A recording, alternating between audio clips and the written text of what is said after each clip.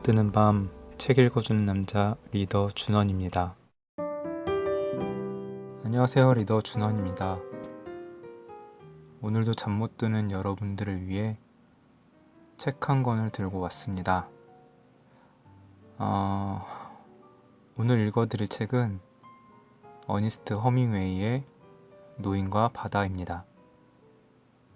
그럼 바로 읽어드리도록 하겠습니다. 노인과 바다. 그는 멕시코 만류에 조각배를 띄우고 혼자 고기잡이를 하는 노인이었다.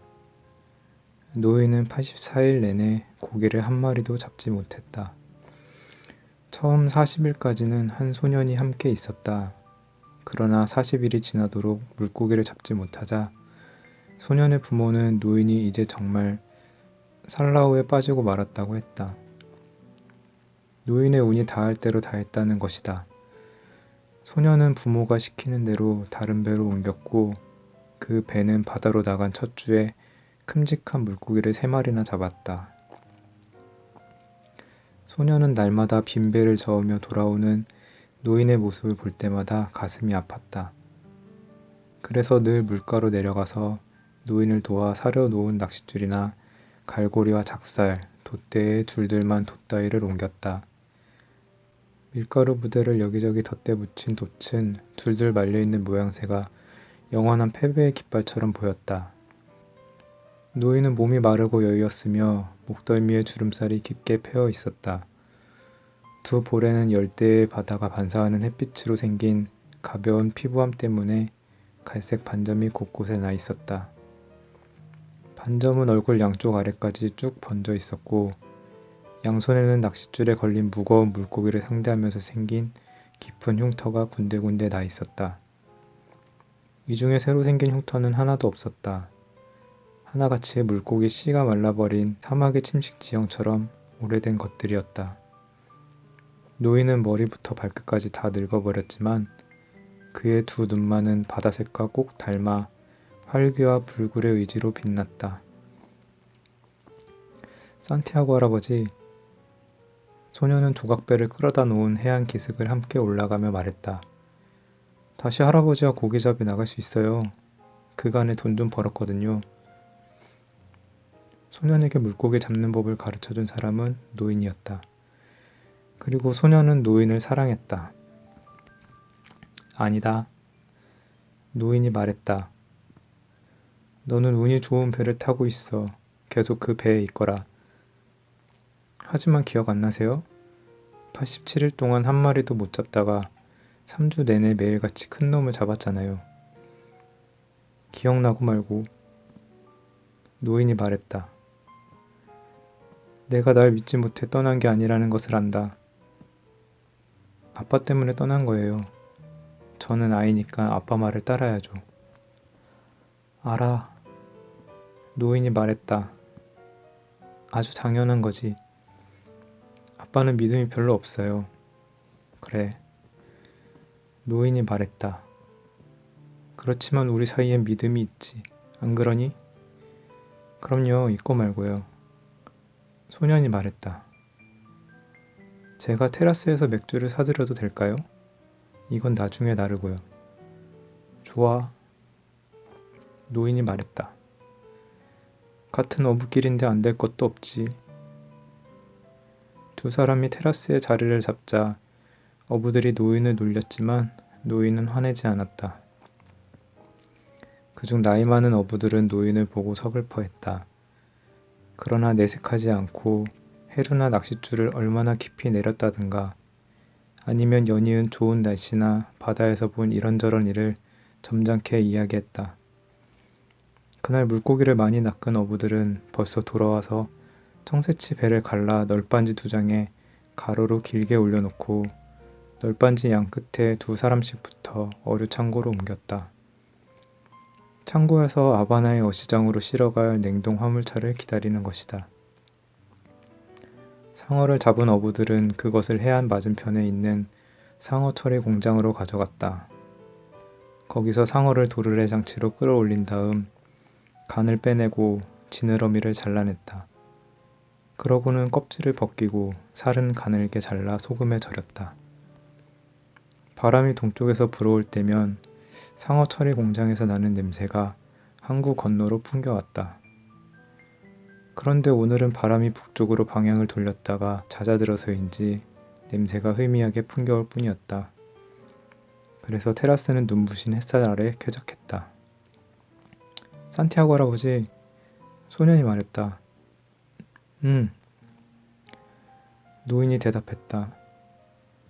그는 손에 맥주잔을 들고는 지난 세월을 회상하던 참이었다. 내일 쓰실 덩어리를 좀 가져다 드릴까요? 괜찮다. 가서 야구나 하려무나. 나는 아직 노를 저을 수 있고 로엘리오가 그물을 던져줄 거다. 그래도 가져다 드리고 싶어요. 같이 물고기를 못 잡으니 어떻게든 도와드리고 싶은 거예요. 맥주를 사주지 않겠니? 노인이 말했다. 너도 벌써 어른이 다 됐구나. 제가 할아버지 배를 처음 탔을 때가 몇 살이었죠? 5살이었지. 그때 잡은 물고기가 어찌나 팔딱거리던지 하마터면 보트가 산산조각 나는 줄 알았지. 너는 거의 죽을 뻔하고. 기억나니? 그놈 꼬리가 배 이곳저곳을 철썩철썩 치고 때리던 것 하며 가로장이 부서지고 그놈을 몽둥이로 내리치던 소리까지 기억나요. 할아버지가 저를 젖은 낚싯줄 사리가 있는 뱃머리 쪽으로 던지셨잖아요. 배 전체가 떨리는 듯했고 할아버지가 놈을 후려패니 마치 나무를 내려 찍는 소리가 나는 데다가 들큼한 피냄새도 물씬 풍겨왔죠. 정말로 기억하고 있는 거니? 아니면 내 이야기를 들어 아는 거니? 저는 할아버지와 함께한 일은 처음부터 쭉 기억하는 걸요. 노인은 햇볕에 탄 눈에 애정과 신뢰를 담아 소년을 바라보았다. 내가 내 자식이면 데리고 나가 모험을 해볼 텐데. 노인이 말했다.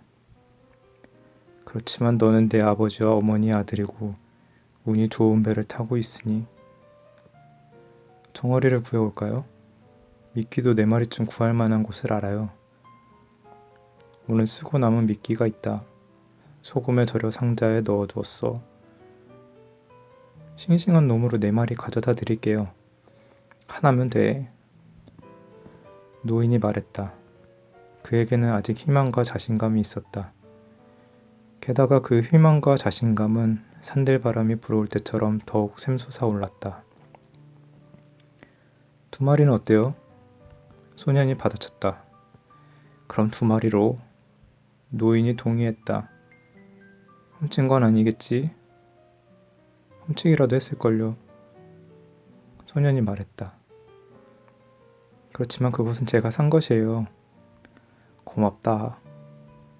노인이 말했다. 노인은 너무나 소박해서 언제부터 자신이 겸손해졌는지 따위는 생각하지 않았다. 어쨌든 자신이 겸손해졌다는 것을 깨달았고 그것이 부끄러울 일도 아니며 진정한 자부심을 해칠 것도 전혀 없음을 알았다. 이 정도 졸으면 내일은 날씨가 좋겠는걸? 노인이 말했다. 어디로 가실 거예요? 소년이 물었다. 멀리 나갔다가 바람의 방향이 바뀔 때 들어와야지. 동트기 전에 나갈 작정이다. 주인 아저씨더러 멀리 나가자고 해볼게요. 소년이 말했다. 할아버지가 정말 큰 놈을 낚으시면 우리 배가 도와드릴 수 있게요. 그 사람은 너무 멀리 나가는 걸 좋아하지 않을 텐데. 그래요. 소년이 말했다. 그래도 새가 사냥하는 것을 봤다든지 아저씨가 보지 못한 것을 봤다고 해서 만세기를 쫓아 멀리 나가게 해보죠. 그 사람이 그 정도로 눈이 나쁘니? 장님이나 마찬가지예요. 이상하구나. 노인이 말했다. 그 사람은 거북잡이를 한 적이 없는데 거북잡이를 하면 눈을 망치거든. 하지만 할아버지는 모스키티아 해안에서 몇 년씩이나 거북잡이를 하셨는데도 눈이 좋잖아요. 나야 이상한 늙은이니까. 그럼 엄청나게 큰 물고기가 걸려도 이겨낼 힘이 아직 있으신가요?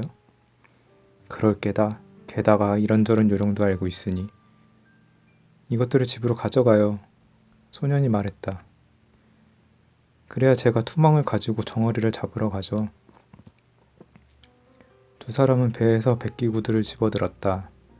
노인은 어깨에 돛대를 맸고 소년은 단단히 꼰 갈색 낚싯줄 사리가 든 나무 상자와 갈고리, 작살, 그리고 작살자루를 날랐다. 미끼가 든 상자는 끌어올린 커다란 물고기를 제압하는 데 쓰는 몽둥이와 함께 배꼽을 밑창에 두었다. 노인의 물건을 훔칠 사람은 없을 테지만 돛과 굵은 낚싯줄은 밤이슬을 맞으면 상할 수 있으니 집으로 가져가는 것이 나았다. 노인도 마을 사람들이 자신의 물건을 훔칠 리 없지만 갈고리와 작살을 배에 두는 것은 괜한 유혹을 불러일으키는 짓이라고 생각했다. 두 사람은 함께 길을 걸어 올라갔고 노인의 판잣집에 이르자 열려있는 문으로 들어갔다.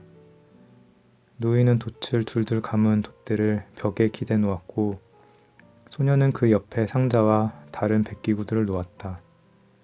돛대는 판잣집의 단칸방 길이만 했다. 판잣집은 구한호라고 불리는 대왕 야자의 질긴 쌍눈 껍질로 지은 것으로 안에 침대와 탁자, 의자가 하나씩 있었고 흙바닥에는 숯으로 음식을 해먹을 수 있는 장소가 있었다. 섬유질이 억센 구한호 잎을 여러 겹 반반하게 붙인 갈색 벽에는 예수 성심 채색화와 코브레 성당의 성모 마리아 채색화가 걸려 있었다. 죽은 아내의 유품이었다. 예전에는 색 인화지에 뽑은 아내의 사진을 벽에 걸어 두었지만 노인은 사진을 볼 때마다 울적해져서 그것을 방구석 선반이 깨끗한 셔츠 아래에 두었다. 무엇이든 드실 것이 있나요? 소년이 물었다. 노란 쌀밥과 생선이 한 냄비 있지. 좀 먹을래? 아니요, 집에 가서 먹을게요. 불 좀 피워드릴까요? 아니, 내가 나중에 피우마. 그냥 찬밥을 먹어도 되니까. 투망을 가져가도 되나요?